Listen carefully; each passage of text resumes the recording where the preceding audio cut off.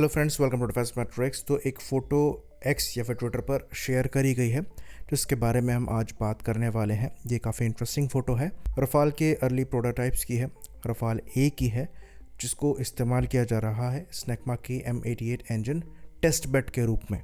तो ये फ़ोटो जो आप देख रहे हैं ये यूनिक इसलिए है क्योंकि सेम एयरक्राफ्ट दो टाइप के इंजन एक बार में कैरी कर रहा है।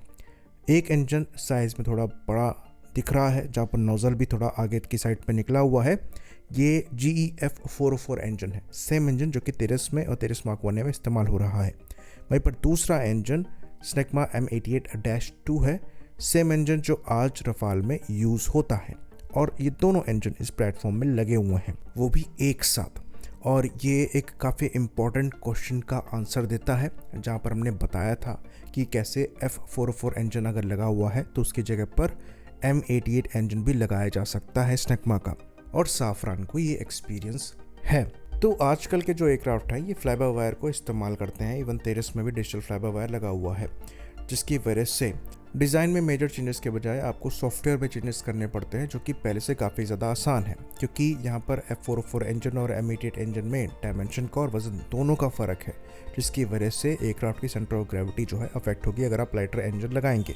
पर वो सॉफ्टवेयर पैचेस के थ्रू या फिर चेंजेस के थ्रू मैनेज किया जा सकता है। तो यहाँ पर हम ये चीज़ इसीलिए डिस्कस कर रहे हैं क्योंकि जो GE F404 इंजन है इसको लेकर अनसर्टेनिटी बनी रहती है। एक और इंजन इस मंथ के एंड से पहले डिलीवर होना था, पर फिलहाल वो इंजन मिला नहीं है और हो सकता है नेक्स्ट मंथ हमें ये इंजन मिले। तो अभी तक तो जो 2 इंजन्स पर मंथ के हिसाब से डिलीवरी प्रॉमिस करी गई थी वो नहीं हो पा रही है और खाली 4 ही टोटल इंजन हमें अभी तक मिले हैं। बाकी इस चीज़ को अमेरिका के साथ चल रही ट्रेड वॉर के साथ भी मिलाकर देखा जा रहा है, अगेन जहाँ पर चीज़ें स्टेबल होती हुई नज़र आ रही हैं। पर ऐसे अनसर्टेन माहौल में ज़रूरी है कि जो भी अमेरिकन सिस्टम्स हम इंपोर्ट कर रहे हैं उनके ऑल्टरनेटिव्स को भी दिमाग में रखा जाए। तो जो M88 इंजन है ये F404 इंजन की कैटेगरी में आता है और अराउंड 75 किलो न्यूटन का मैक्सिमम थ्रस्ट प्रोड्यूस करता है।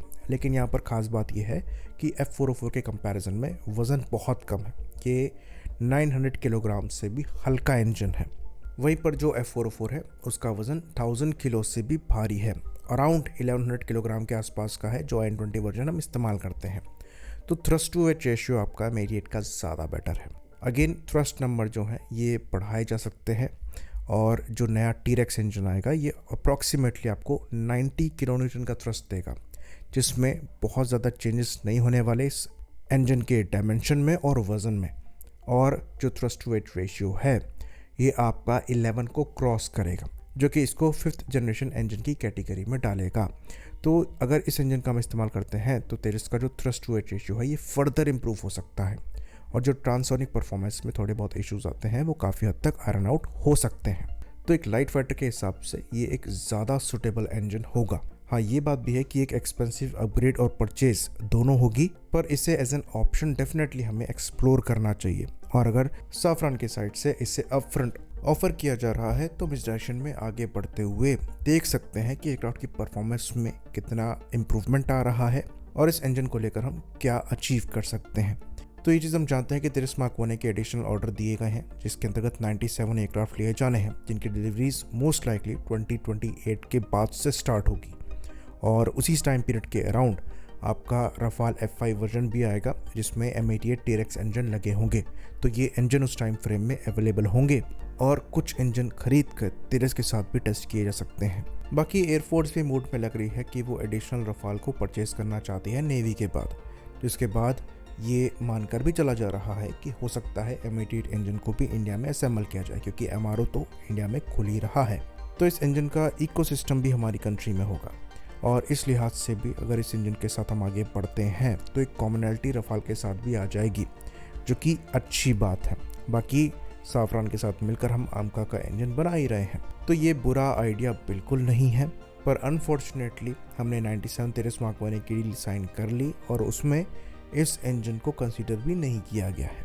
पर फिर भी हमारा ये मानना है कि एक प्रोटोटाइप को हमें लेकर इस इंजन के साथ टेस्ट ज़रूर करना चाहिए, कम से कम एज एन ऑल्टरनेटिव, कि अगर फ्यूचर में इंजन्स को लेकर अमेरिका कुछ करता है तो हमारे पास एक ऑप्शन अवेलेबल हो।